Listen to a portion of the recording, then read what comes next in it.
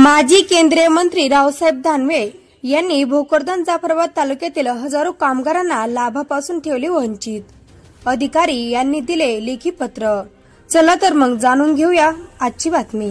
रावसाहेब दानवे यांनी काही दिवसांपूर्वी कामगार मंत्री महाराष्ट्र राज्य यांच्याकडे भ्रमणध्वनीद्वारे नाराजी व्यक्त केली होती.